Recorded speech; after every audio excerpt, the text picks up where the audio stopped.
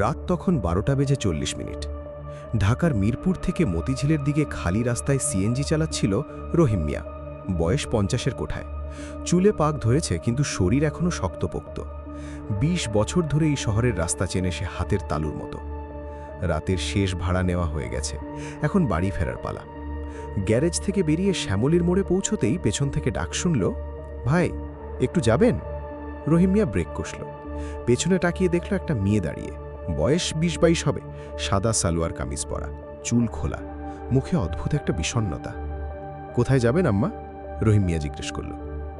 মিরপুর 14 নম্বর। রহিম মিয়া একটু ভাবল, পথটা উল্টো দিকে, তবে রাত এত হয়েছে, একটা মেয়েকে একা ফেলে যাওয়া কি ঠিক হবে? মনে মনে একটু হিসেব কষে বলল, উঠেন। মেয়েটা উঠল, গাড়ি চলতে শুরু করল। রহিম মিয়া মাঝে মাঝে আয়নায় তাকায়, মেয়েটা সোজা হয়ে বসে আছে, জানালার দিকে তাকিয়ে, একটাও কথা বলছে না। কয়েক মিনিট চুপ থেকে রহিম মিয়াই মুখ খুলল, এত রাতে একা বেরিয়েছেন?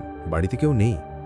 মেয়েটা ঘুরল না, জানালার দিকে তাকিয়েই বলল, বাড়িতে আর কেউ নেই। গলার স্বরটা অদ্ভুত ছিল, ফাঁকা, যেন কোনো অনুভূতি নেই ভেতরে। রহিম মিয়ার কথা বাড়াল না। রাস্তা ফাঁকা, শুধু সিএনজির ইঞ্জিনের ঘর ঘর শব্দ। দুপাশে রাস্তার বাতিগুলো একে একে পেরিয়ে যাচ্ছে।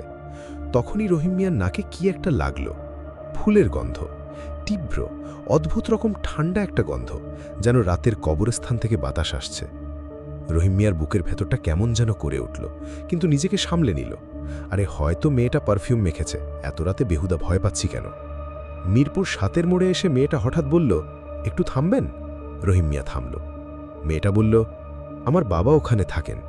আঙুল দিয়ে দেখালো রাস্তার পাশের একটা বাড়ির দিকে, ছোট পুরনো বাড়ি, জানালায় একটাও আলো নেই। রাত 12টায়? রহিম মিয়া অবাক হয়ে বলল। বাবার সাথে দেখা করতে পারিনি অনেকদিন, মেয়েটা বলল, গলা আগের মতোই ফাঁকা। রহিম মিয়া চুপ করে রইল। মেয়েটা নামল না, কিছুক্ষণ বাড়িটার দিকে তাকিয়ে রইল, তারপর বলল, চলুন। রহিম মিয়া গাড়ি স্টার্ট দিল। মিরপুর 10-এ এসে আরেকটা ঘটনা ঘটল। এক বৃদ্ধ লোক রাস্তার পাশে দাঁড়িয়ে হাত তুলল। রহিম মিয়া স্বভাববশত থামতে গেল, তখন আয়নায় মেয়েটার দিকে তাকালো। মেয়েটা কাঁপছে, সামান্য না, পুরো শরীর কাঁপছে, আর চোখ দুটো বন্ধ। রহিম মিয়া বৃদ্ধকে থামালো না, গাড়ি এগিয়ে নিল। আপনি ঠিক আছেন? রহিম মিয়া জিজ্ঞেস করল। মেয়েটা চোখ খুলল, ধীরে ধীরে বলল, ওই লোকটাকে তুলবেন না। কেন? নীরবতা। রহিম মিয়া আয়নায় দেখল, বৃদ্ধ লোকটা এখনও ওখানে দাঁড়িয়ে, কিন্তু কেমন অদ্ভুত লাগছে। একটু আগে যে রাস্তার বাতির নিচে দাঁড়িয়েছিল, বাতিটা সেখানে নেই, মানে বাতিটা জ্বলছে, কিন্তু লোকটার শরীরে আলো পড়ছে না। রহিম মিয়ার ঘাড়ের পেছনে শীতল কিছু একটা বয়ে গেল। সে আর পেছনে তাকালো না। মিরপুর 11-র কাছে এসে মেয়েটা বলল, ভাই একটু থামুন। রহিম মিয়া থামল। মেয়েটা বলল, আপনি কি ভয় পাচ্ছেন? রহিম মিয়া সত্যি কথাই বলল, একটু। মেয়েটা প্রথমবারের মতো হাসল, কিন্তু হাসিটা বুকে লাগে, যেন হাসির পেছনে লুকিয়ে আছে অনেক বছরের ব্যথা। ভয় পাবেন না, মেয়েটা বলল, আমি আপনার ক্ষতি করব না। তাহলে ওই বৃদ্ধটা কে ছিল? মেয়েটা উত্তর দিল না সরাসরি। একটু পরে বলল, এই রাস্তায় প্রতি রাতে অনেকে হাঁটে, বেশিরভাগকে আপনারা দেখতে পান না, যাদের দেখতে পান সবাই ভালো না। রহিম মিয়ার গলা শুকিয়ে আসছে বুঝতে পারল। আর আপনি? সে জিজ্ঞেস করল। মেয়েটা জানালার বাইরে তাকিয়ে রইল, অনেকক্ষণ পরে বলল, আমি শুধু বাড়ি যেতে চাই। মিরপুর 14-এ এসে পৌঁছালো রহিম মিয়া। একটা পুরনো গলি, ঢুকতে বলল মেয়েটা। রহিম মিয়া ঢুকল। গলির শেষে একটা বাড়ি, দোতলা, সামনের দরজায় তালা ঝুলছে, জানালাগুলোতে পর্দা টানা। বাড়িটা দেখলেই বোঝা যায় অনেক দিন ধরে খালি। এখানে কেউ থাকে না তো? রহিম মিয়া বলল। এখন আর থাকে না, মেয়েটা ধীর গলায় বলল। সে দরজা খুলে নামতে লাগল। রহিম মিয়া উইটার দেখল, 120 টাকা। আম্মা ভাড়া? ঘুরে তাকালো, মেয়েটা নেই। সিএনজির পেছনের সিট ফাঁকা। রহিম মিয়া চারপাশে তাকালো, গলির মুখে কেউ নেই, বাড়ির সামনে কেউ নেই, শুধু সেই ফাঁকা বাড়ি আর বন্ধ তালা।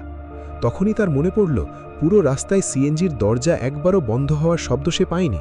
মেয়েটা উঠেছিল, কোনো শব্দ ছিল না। মেয়েটা নামল, কোনো শব্দ নেই। রহিম মিয়া কাঁপা হাতে গাড়ি স্টার্ট দিল।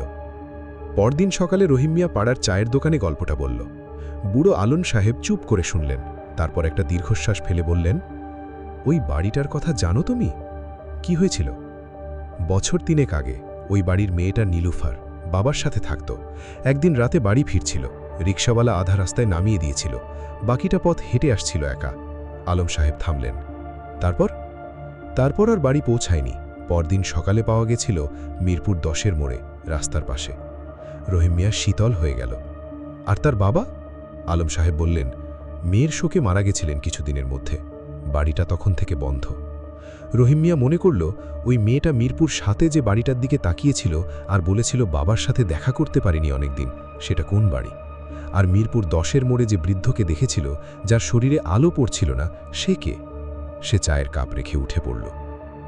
আর কোনোদিন রাত 12টার পরে যাত্রী নেয়নি রহিম মিয়া, কিন্তু প্রতি বৃহস্পতিবার রাতে মিরপুর 14-র সেই গলির পাশ দিয়ে যাওয়ার সময় একটা সাদা পোশাক পরা মেয়েকে দেখে। সে জানালার বাইরে তাকিয়ে দাঁড়িয়ে থাকে, বাড়িটার সামনে, যে বাড়িতে আর কেউ থাকে না।